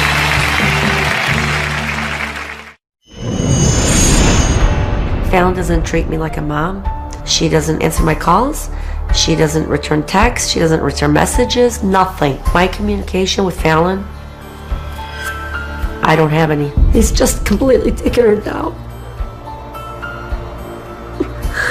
Oh, God, I said I'm not going to cry. Because what you didn't listen to us, and I hate that dumbass. You just said you hate and me? I swear to God, if I ever see him and don't edit this, I will run his ass off. Because I hate him that geez. much. And don't edit that. Anyway. Will you let me talk to her for a Go second? ahead. Without butting in? I'm going to not promise, but I'm going to try. There's one question that you would like to ask me. What is it? So, since I'm dating, I don't know how to introduce a guy to her. And don't introduce him to me. I don't know how because to. I don't want to see him. I don't know how. Like, Nope. I really am afraid of ever bringing a guy home. Because all you do is Mom, be shut losers. up. No, don't This say. is my point. Do I not can't- say shut up. You're not trying. But I'm just telling you, she's.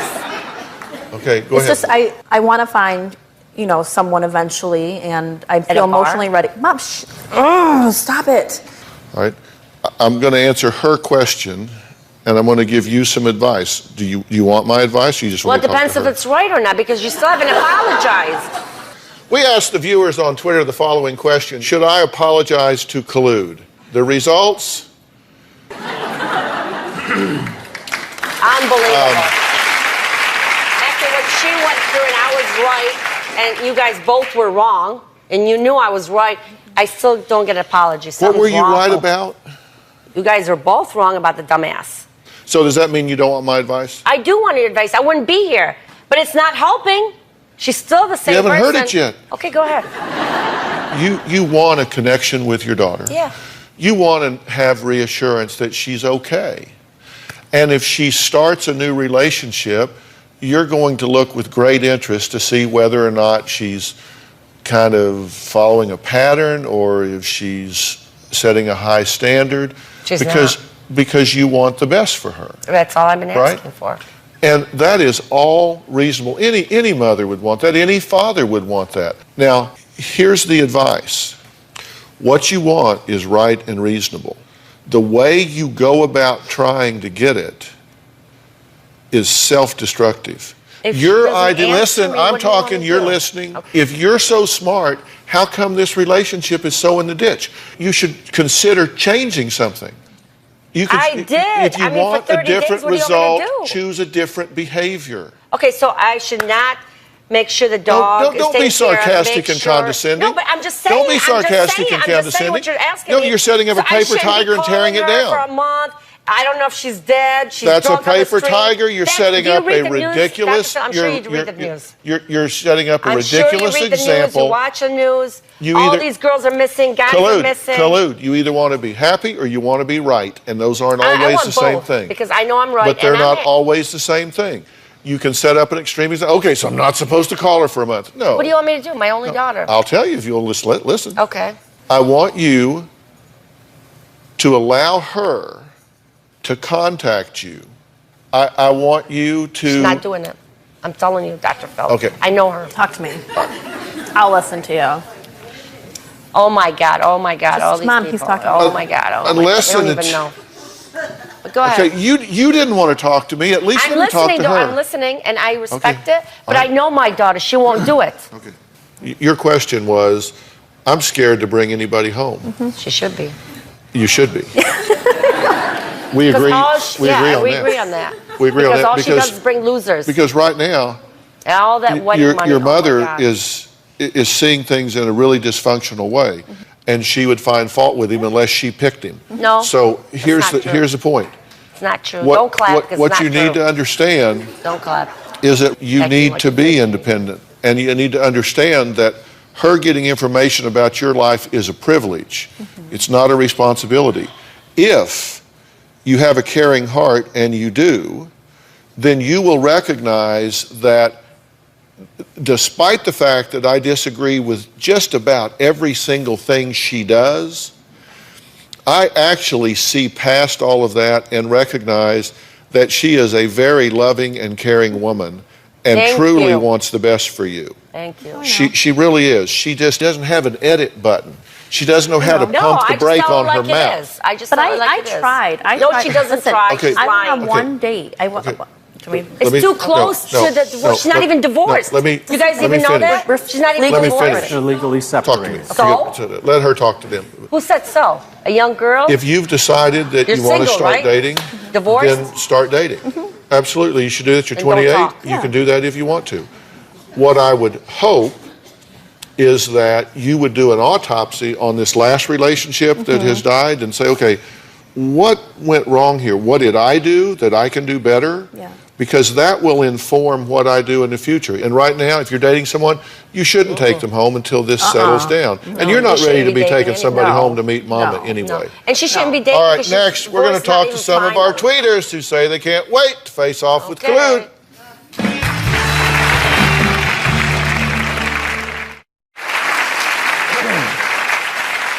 Every time Collude appears on the show, viewers go to the message boards on drphil.com to voice their opinions. This time, viewers have gotten to talk and tweet to Collude live. Kathy, I can handle the truth. Here's what Libby tweeted.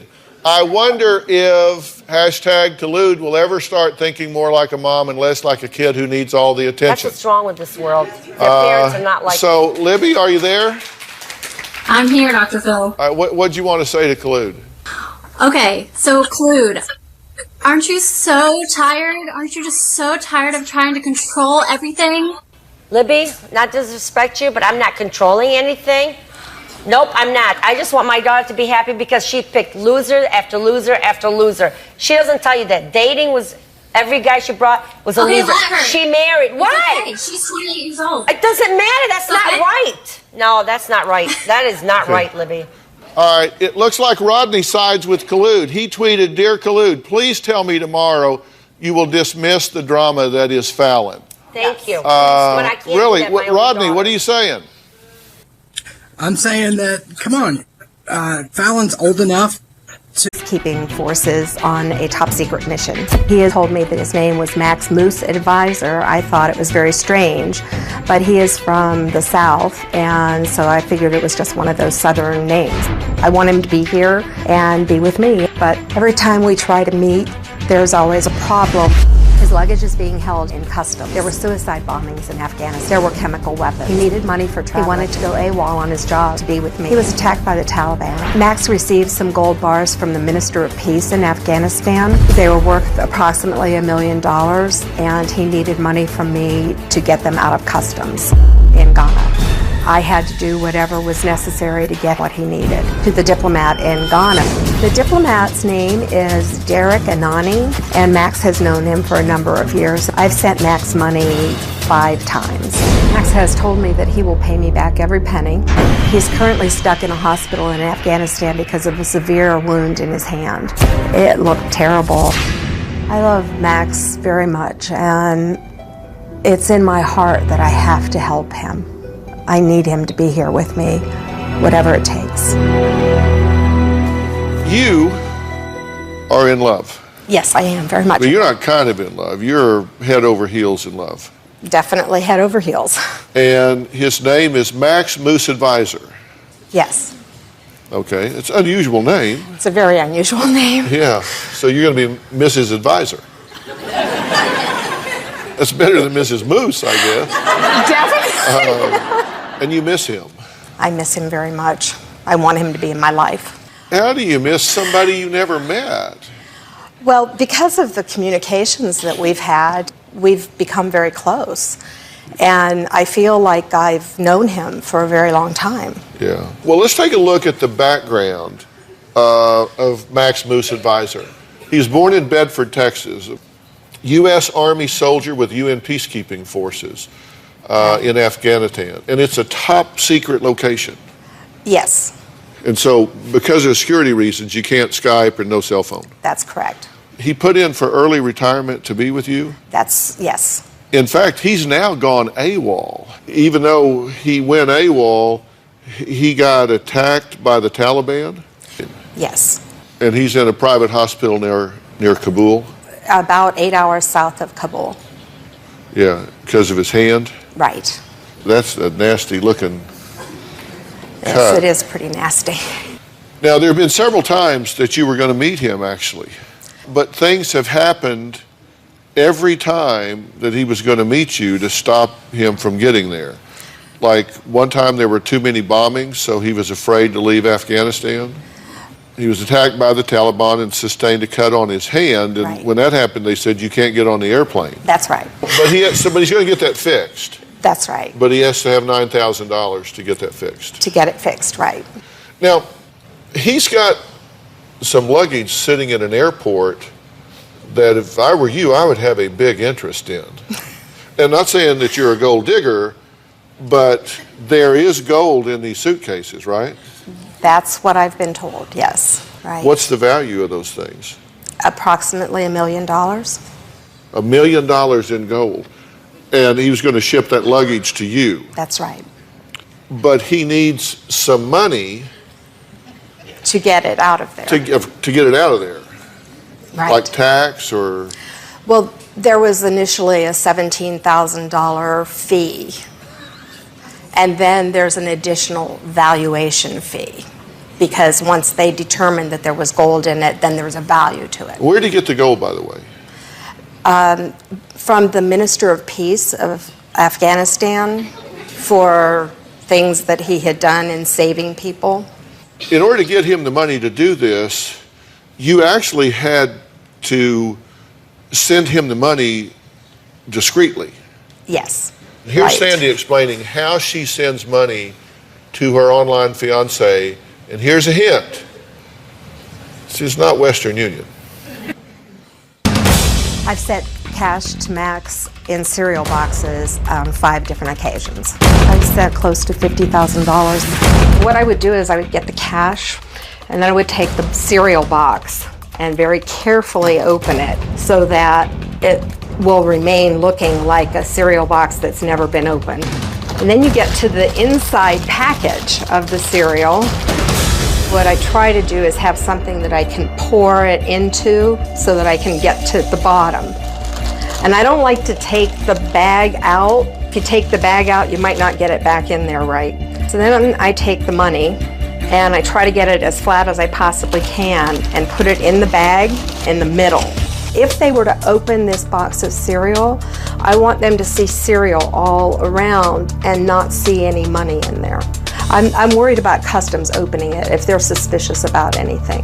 Then I would take the cereal that I've poured out, put a little bit back in there, and it's not a perfect science. I feel like I could probably do this for a living at this point. I've gotten quite good at it. What did you say to yourself? You're standing in the kitchen, you have $25,000 in cash, you're putting in a cornflakes box and shipping to Ghana. To Ghana. Let me tell you one of the things I'm concerned about here.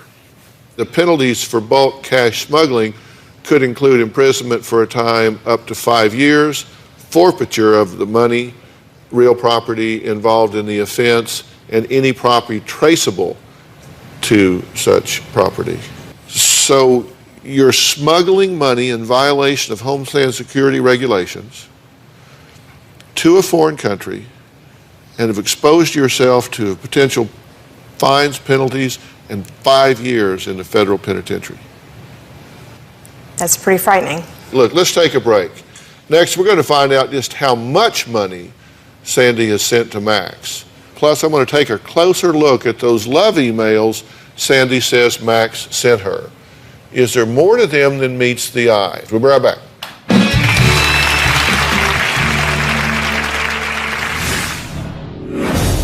Day by day, my love for you becomes overwhelming and I can't handle it. Pig Busters! Day by day, my love for you becomes overwhelming and I can't handle it. Would this be a cut and paste romance? And later. I want you to tell me where you live in Houston. Okay, I live around, hello? Terry, I wrote to Dr. Phill to get you out of that country. You better be a real person because I'm on national TV and I'm going to look like a fool. I know. Sandy and I have known each other for almost 10 years now. I have always known Sandy to behave rationally, but when she said she had given this man a total of $36,000, I think I was speechless. I immediately thought of 2 previous Dr. Phill shows that I had seen on dating scams. There is no question in my mind that this is a scam. Sandy did not want to believe me. She said she was in love with this man. I want Dr. Phill to show Sandy that this is a scam. You sent this guy money. On February 5th, you joined the dating site. On the 10th, you get your first email from him, right? Yes. Okay, and now here we are. This is February. The next month, you have sent him $8,294.76. Right. Then, in April, between the 4th and the 19th, you send him $33,485.05. The next month, between the 9th and the 18th, you send him another $18,152.65. That's right. You must have been in a bad mood in June. He got $260 from you. In July, he got $25, $67, $29. In August, you've shipped him $410.50. Yes.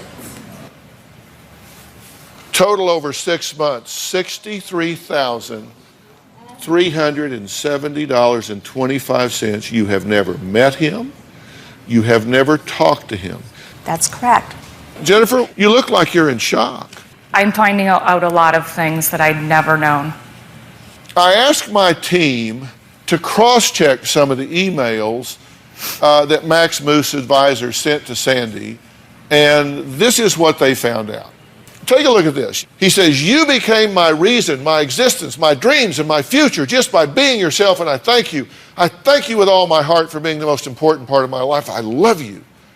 Like you say, I mean, girl likes to hear that, right? Yes, of course. And there's a website out there that's called Pig Busters, under the theory that some men are pigs. Pigbusters.net. And look what they found.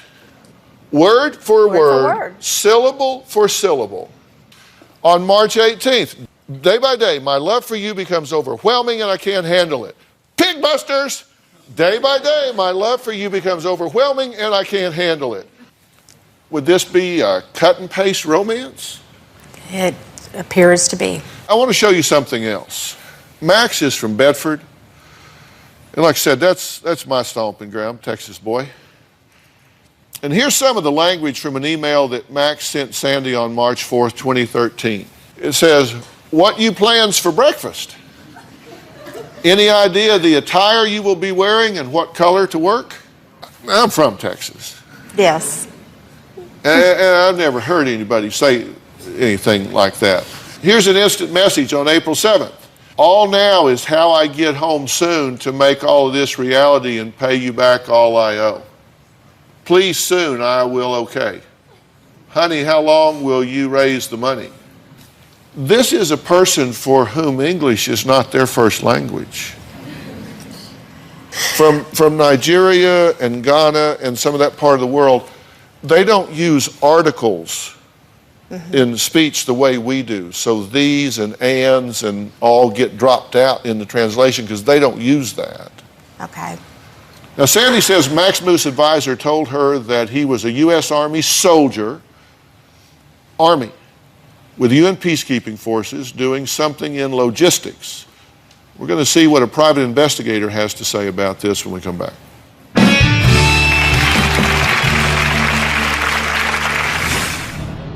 We cannot find one record of one human being in the history of the United States whose last name was Advisor. And later, you and I are both from Houston. Where do you live in Houston? Let's try him back.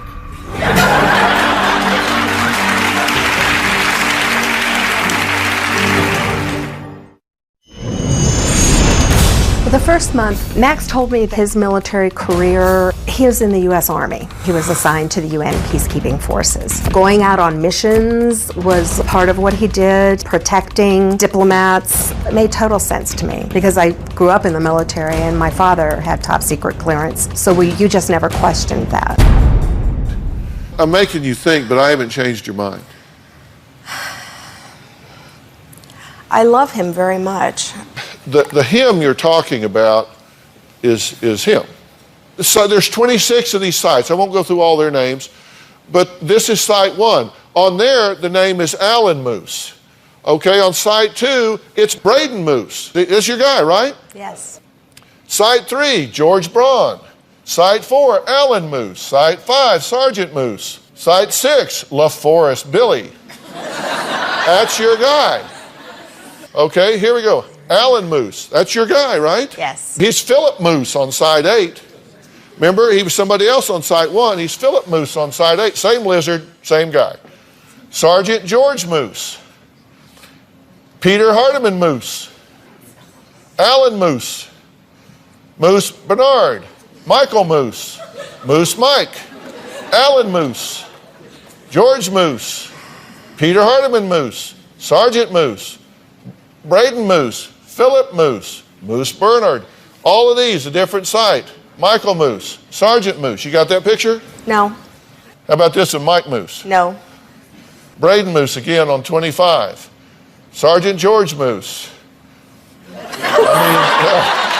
it got in there. Just a moose. Okay? Do you see this? Yes. This guy is on, he's been picked up on 26 different sites.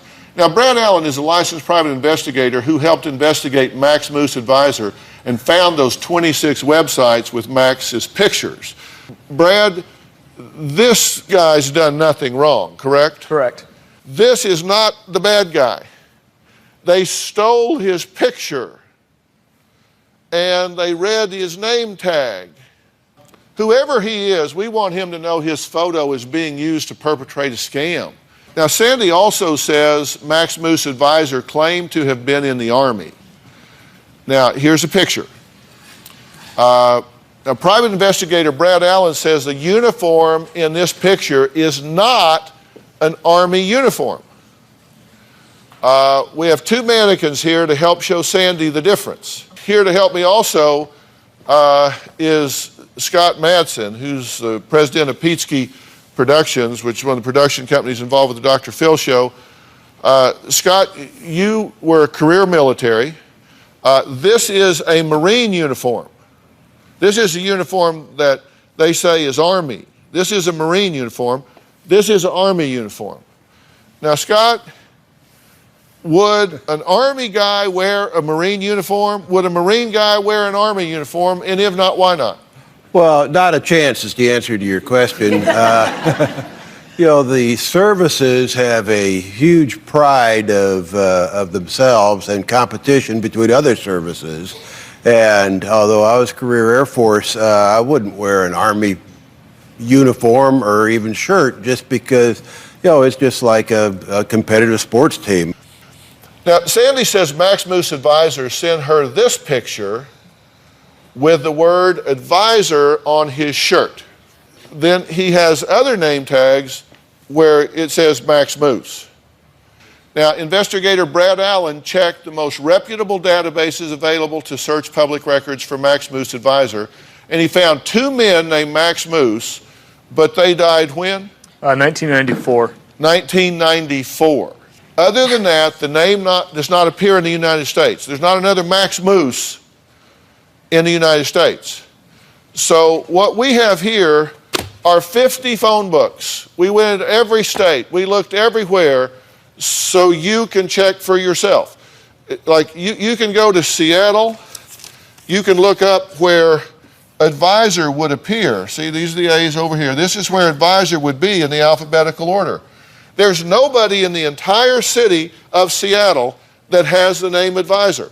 There's nobody in the entire state of Utah that has the name advisor.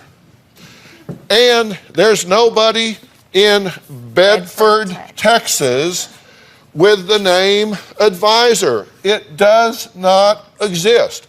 We cannot find one record of one human being in the history of the United States whose last name was advisor.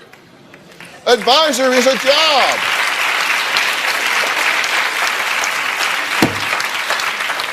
Advisor is a job. That's not a last name. Okay. Okay, what? Now you've convinced me. Well, I hope so.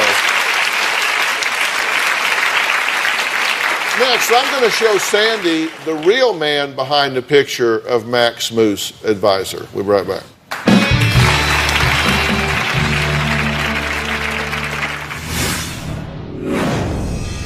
The investigator gave me photos of the person that he believes is the real Max Moose advisor.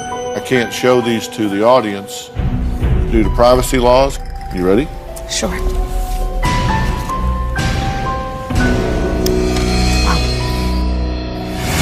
And later. I want you to tell me where you live in Houston. Yeah, I live on, hello? Terry, I wrote to Dr. Phill to get you out of that country. You better be a real person because I'm on national TV and I'm going to look like a fool. I know. Sandy said, Max tells me everything I want to hear. And my first reaction was, Sandy, listen to yourself. He's telling you exactly what you want to hear. Someone is manipulating her. And I'm at a loss because I don't know what to do to help her. Sandy says that Max Moose advisor told her that he was born in the Baptist Hospital of Texas in Bedford, Texas. That's what he said. Investigator Brad Allen checked the American Hospital Directory. And guess what? Does not exist. It doesn't exist. Sandy says that Max Moose advisor told her that he went to school at A&A Children. Guess what? Does not exist. Sandy says Max Moose advisor told her that he also attended Calgary Baptist School. Guess what? Does not exist. The hospital doesn't exist. The school doesn't exist. The university doesn't exist. Max Moose, the only two there were, died in '94, and there's never been anyone by the name Max Moose advisor in the United States of America. And the emails you're getting are from a sweatshop in Ghana. Now, my next guest is a retired Dayton, Ohio police detective. Now, Mary Leal says she wanted to find out who was behind these online romance scams. So she went undercover to catch a catfish. Take a look at this. We have an abundance of women today that are so vulnerable to these overseas romance scams. I've been investigating these for the last 6 years. I decided to go undercover to catch a catfish. I went online and set myself up as bait on 3 different websites. I used my own identity and my own picture, and within 3 minutes, I was getting hits on my profile. One scammer in particular was named George, and he was using photos that were clearly not his. The photos actually belonged to a man named Robert Frost, who I met later. Initially, he asked for $2,000, and then he came back and asked for $5,000. I hatched a plan to go to Lagos, Nigeria, and catch my scammer in person. I flew to Nigeria and told him that I really wanted to meet him. I was very surprised that he actually showed up. The door opened, and this man crawled in on his elbows, dragging his legs, and said, "Are you Mary?" And I said, "Yes." And he said, "I'm George." He had suffered untreated polio. He eventually told me that it was a scam. I told him, "You tried to scam me, and what you did is not right." And I said, "Just go ahead and slither yourself back out to the taxi cab." While I was in Nigeria, I also visited an internet cafe where they were running a huge scamming operation. What I saw was 20 people signed on, and almost every single computer had an instant messaging screen up. I saw very, very young children sitting at these computers, so I took a picture, and they were not happy. They started jumping up, and I had to run out of the cafe to get away from them. The moral of the story is, the person on the other end of that line is not who you think it is. So, Mary, this guy hit you. How long had you been registered before you got the... My profile went up, and 3 minutes later, he was on it. Investigator Brad Allen gave me photos of the person that he believes is the real Max Moose advisor. I can't show these to the audience due to privacy laws because he's not been arrested, he's not been indicted. You ready? Sure. To see Max Moose advisor.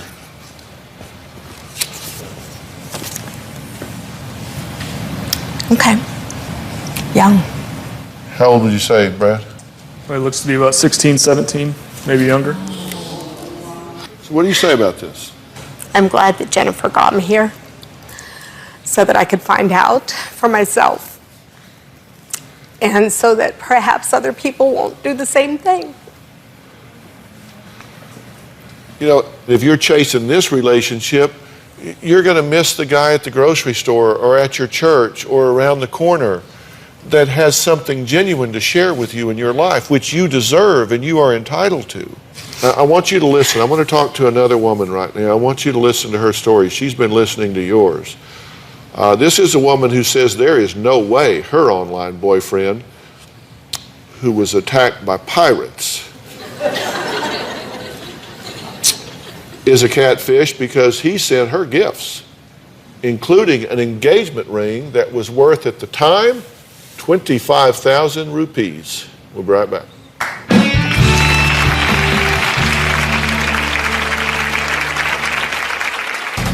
I met Terry online through a dating website. This is the engagement ring that Terry sent to me from India. It's little and cute and it's sparkly and it's really nice. I've never met him. I've never seen him face to face. But in my heart, I believe he's real.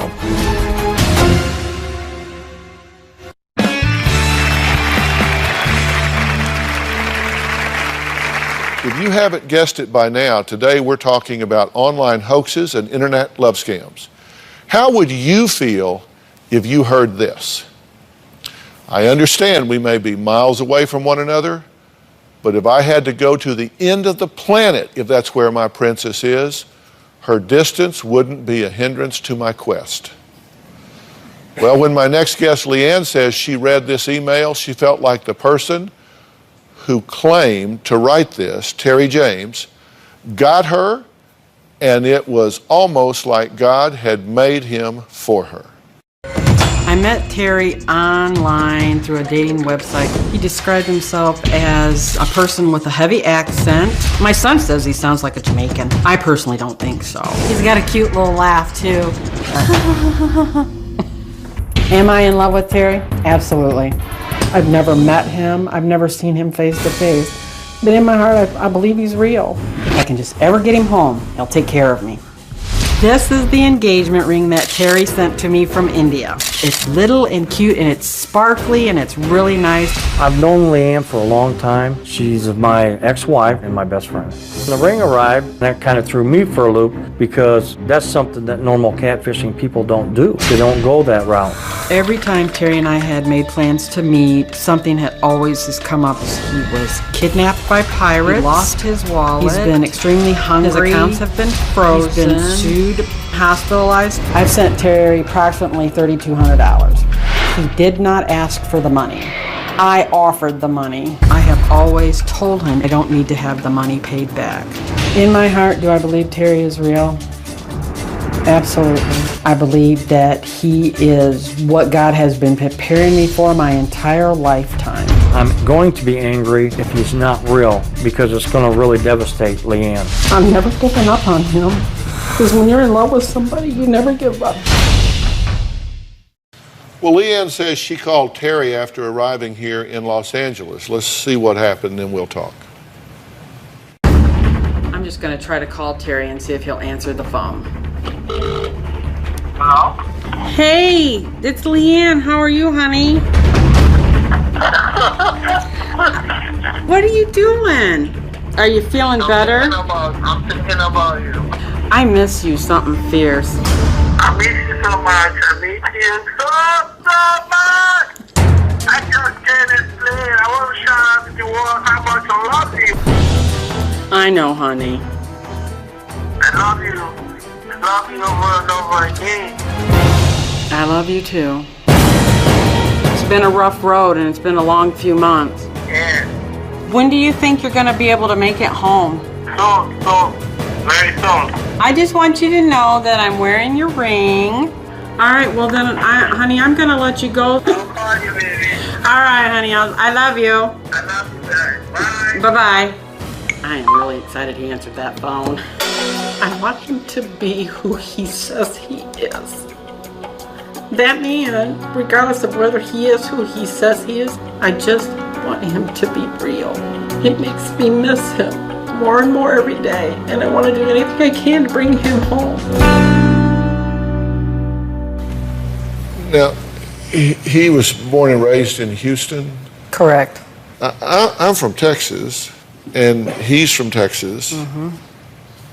Do we sound anything alike? No, you do not. His mother was a full-blooded Spaniard, and his dad was Native American. And I know he spent a lot of his summers in Spain. That's not a Spanish accent. Do you ever say, this doesn't add up? Yes, I've said it a lot, that it doesn't add up. You've been listening to the stories. I've been talking to Sandy. Your man here, Terry, was born in Houston. He's a petroleum engineer, and he's working in Anchorage, Alaska, right? But he owned a consulting firm in India. Correct. And he's got a 4,000 square foot home with a 3-car garage in Houston. He's got a maid and a driver. That's correct. Now, he got held up in India because he still owes $15,000 for a lawsuit. Correct. So here's his crisis, Sandy. He's held up. Yours is held up in Afghanistan. Hers is held up in India because he's got an oil rig, right? He was there. Yeah, he was out on an oil rig doing his consulting work. And they got hijacked by pirates. Yes. And his wallet was stolen, and he had to cancel his credit cards, of course, because you don't want to pirate with your credit card. Right. And you have sent him money. Yes, I have. How much? About $3,200 total. You didn't know about that? I didn't know about the money at all. And you're her ex-husband? Yes, I'm her ex-husband. We've been married 3 times. That couldn't work, but the friendship is great. You're great friends. Yes. Great friends. He says he was attacked by pirates, right? Mm-hmm. But there's no record of that pirate attack. When pirates attack, particularly when pirates attack Americans, it becomes news. Correct. What did you say to yourself about the fact that nobody knew about this pirate attack? Well, it kind of makes me angry in a way. Because I'm intelligent enough that I should not have to have been scammed if that's what it turns out to be. Well, I want to try to get this Terry James on the phone. I'd like to chat with Terry. We'll be right back.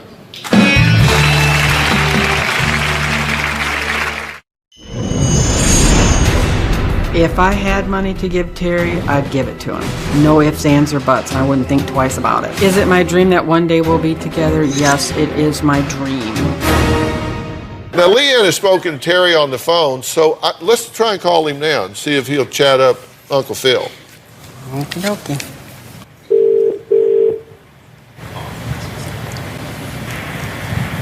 Hello? Hey, Terry, it's Leanne.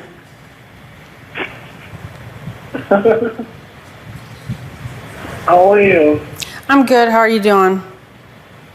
I'm fine. Dr. Phill wants to talk to you. Hey, Terry, how are you? I'm fine. How you doing? How you doing, buddy? I'm fine. I'm talking to you on television right now. You're famous.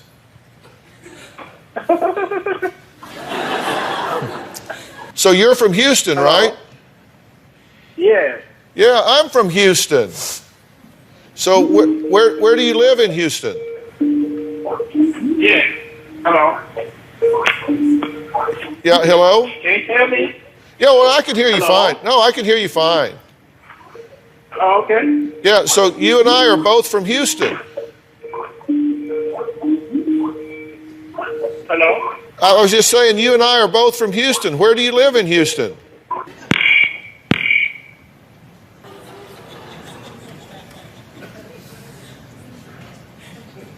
Let's try him back.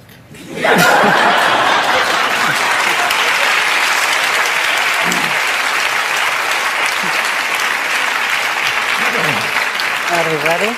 Oh, yeah. Okay. Oh, yeah, we're ready. Hello? Yeah, hey, sorry, we had a bad connection there. Hello?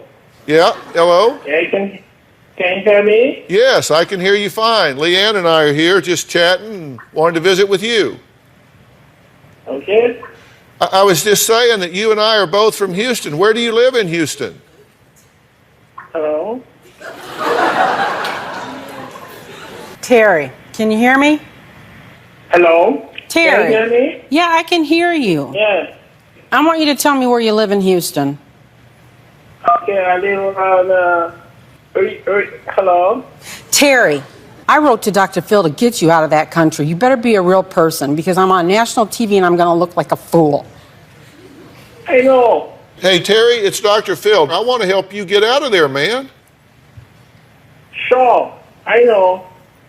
How do we get you out of there? Tell me what you need to get out of there, because I'm the make it happen guy. I just only need a guarantor, you know? Let me have your address in Houston. I need your address and your social security number. Yes, I can hear you. Yeah, I need your address in Houston. Give me your street address in Houston. Hello, Richmond Avenue? Ridgemar Avenue. Can you spell that for me? He hung up. Okay, what do you make of this? I'm not really sure anymore. I mean, I can hear what you're saying. I know what you mean. I know. I never heard the word catfish until my kid said something to me. But here's the thing. Forget the word catfish. You recognize that people on the internet scam people. You saw that here she's got a guy supposedly from Bedford, Texas, that she's emailing back and forth to Afghanistan. The emails are going to Ghana. We got a picture of the guy. The same thing is happening here. You're in love with a guy you've never met. And we had a good connection until I said, give me your address in Houston. Then all of a sudden, he goes away. And I heard you say under your breath, oh, he's going to be so mad, he's going to hate me for this. My family's going to hate me. Your family? Yeah, my family's going to be really upset because they know I'm smarter than that.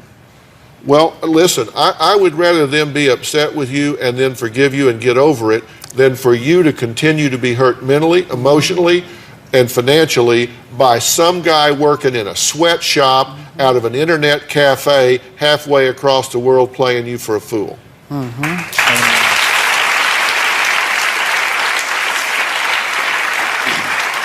The only thing worse than being jerked around for 6 months is being jerked around for 6 months in one day. And this lady right down here would be real happy to change places with you, because you just have to transpose your numbers and add a 0 to get where she is. Hear me. I'm trying to help you here. I hear you. Do you? Yeah.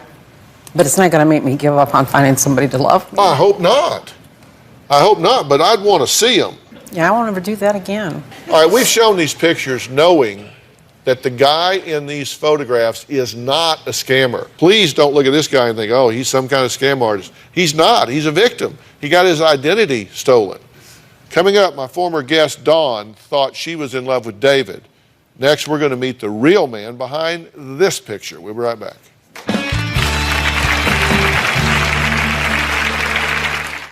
Former guest Dawn admitted to falling in love with a man she never met, but gave him over $30,000 during the past year. Take a look. I met David on Match.com. I love David and I want to be with David. On 3 separate occasions, I was supposed to meet David, pick him up at the airport, but it never happened. I've sent David money 7 times, $30,000. You see his picture down here? Yes. This is actually who this is. This is who you're talking to. You believe to the core of your soul that he's real. I do. This is the picture of the man Dawn knew as David. And joining us via Polycom from Florida is the real man behind that photo, and his name is John. John, are you there? Hello, Dr. Phill. I'm here. Yes. Well, thank you so and I can much. hear you. Well, good. You can hear me. I'm not going to ask your address because you're the good guy. You are the person that the catfish stole your identity and used it to milk $30,000 from this woman, Dawn, correct? Yes, sir. I guess so. And how did you find out about this? My sister tapes your show on a regular basis, and when she got home from work one day, she was recording, replaying it back, and called me from up north and said, "You better sit down." And when I was talking to her on the phone, she said, "Look at the picture I just sent you of my TV." And the picture that was picture of me on your show with your Dr. Phill banner at the bottom. So you're not the person that, with the story that was being attributed to you, you're just a regular guy just living in America, minding your own business, right? Absolutely. Well, listen, I really appreciate you touching base with us, and I did want everybody to know.